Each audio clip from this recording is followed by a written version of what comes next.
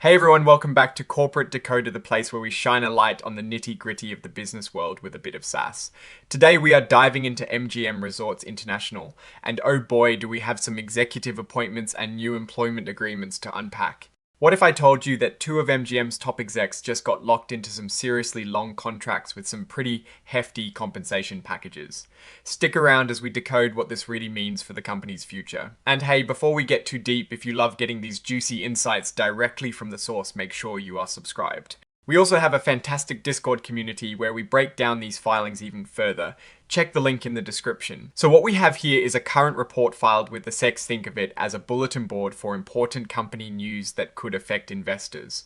This filing specifically dropped on the 16th of September 2025, and it is all about some significant changes within MGM Resorts International. The main event in this filing is all about new employment agreements for some key people. It falls under a section dealing with leadership changes and compensation, which is always a juicy part of these reports. First up, we have Jonathan Hawkyard, who is the Chief Financial Officer and Treasurer. His new employment agreement kicks off on the 1st of October 2025 and runs all the way through the 30th of September 2029. That is a solid 4-year commitment. Now let's talk brass tacks on the salary front. Mr. Hawkyard is looking at a base salary of at least $1,250,000 per year. That is a substantial amount, and it sets a floor for his earnings during this contract period. But it doesn't stop at the base salary. He is also eligible for an annual target bonus that could be as high as 150% of his base salary. So if he hits those targets, he could be earning quite a bit more than just his base pay. Here is where it gets really interesting. If the company decides to pay more than that 150% target bonus, usually in special situations, that extra bit will be paid out in deferred restricted stock units. These are essentially company shares given to him that vest, meaning they become fully his over time. This is a common way to incentivize long-term performance and tie executive pay to the company's stock value. The agreement also lays out what happens if Mr. Hawkyard can no longer work due to death or disability. In such cases, he or his estate would receive 1 year's salary, and any bonus he'd already earned but not yet been paid. This is pretty standard practice for executive contracts, offering a safety net in difficult circumstances. Looking ahead, the company plans to give Mr. Hawkyard equity grants for 4 years starting in 2025 up to 2028. Each year, these grants are targeted to be worth about $3,125,000. These are expected to be split evenly between performance share units, which means they depend on the company meeting certain goals and restricted stock units. This really shows how invested the company is in his leadership and his ability to drive future success. And what about if things go south and the company lets him go without a good reason, or if he quits for a really good reason before his contract is up? Well, he is set to receive his annual base salary plus his target bonus for a whole year paid out in monthly installments. He'll also get any earned but unpaid bonus and a payment equivalent to 1.5 times the cost of his health insurance if he were to continue it under COBRA regulations for a full year, also paid monthly. This is a handsome severance package designed to provide financial security during a transition period. On the flip side, Mr. Hawkyard has agreed to a non-compete clause. This means for 12 months after he leaves, he cannot work for a competitor or try to poach MGM's employees or business contacts. This is crucial for MGM to protect its business interests and proprietary information. Now let us switch gears to Gary Fritz, the Chief Commercial Officer and President of MGM Digital. He also has a new employment agreement that starts the 1st of October 2025 and runs until the 30th of September 2028.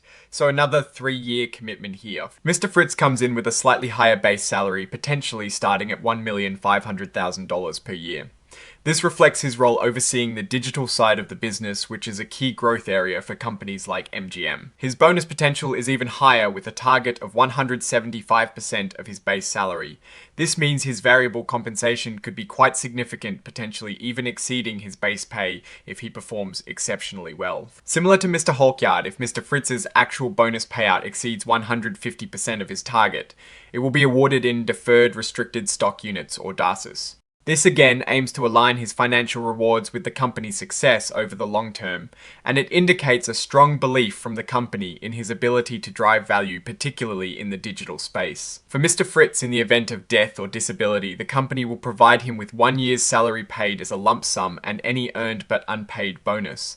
In the case of disability, he also gets a lump sum payment equal to 1.5 times the cost of COBRA coverage for 12 months.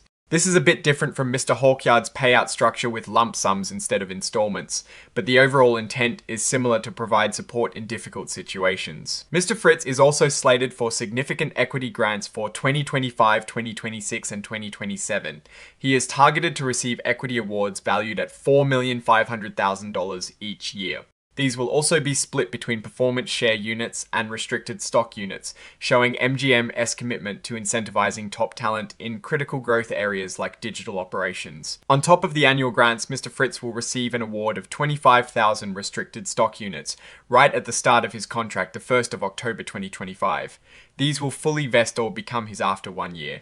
This is a way to reward him immediately for joining or taking on this role, and it vests quickly, showing a commitment to retaining him early on. He also has 2 specific incentive opportunities that would be paid out 50% in cash and 50% in restricted stock units. This is really interesting because these payments are tied to very specific achievements, one for reaching a certain financial metric known as adjusted EBITDA at MGM, which is their sports betting and online gaming arm, and another for successfully launching a new digital offering on an MGM property. These are performance-based bonuses that directly link his compensation to tangible business results and strategic initiatives. The first achievement is worth $2 million and the second is worth $500,000.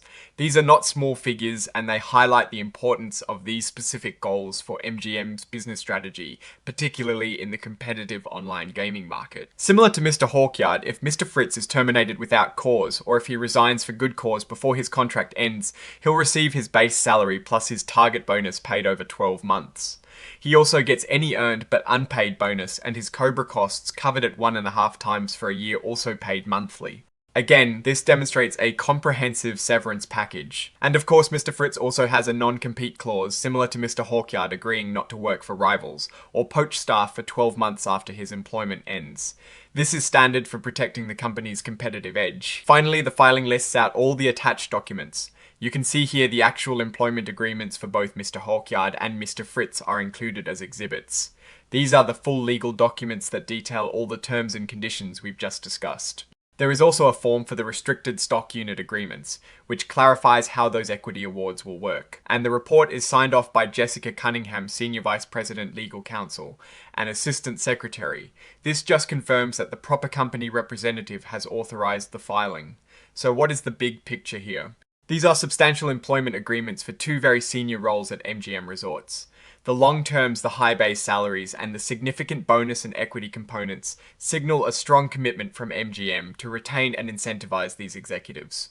It suggests the company sees them as critical for its future success, especially in the evolving digital landscape. The inclusion of performance-based incentives and rigorous non-compete clauses indicates a strategic focus on growth and protection of intellectual property. For investors, this means that key leadership is aligned with company objectives, but also that MGM is willing to invest heavily in its human capital. It is a sign of stability in leadership, but also a significant financial commitment. We need to watch how these investments translate into actual performance, especially in the digital and gaming segments. The company is clearly betting big on these individuals and their ability to deliver results in a competitive market. Alright, that is our breakdown of MGM Resorts' latest filing. What is your take on these executive contracts and what they signal for the company's future? Drop your thoughts in the comments. If this analysis was valuable, hitting that like button really helps, and subscribe for more deep dives. Don't forget to check out the Discord in the description. Thanks for watching, see you next time.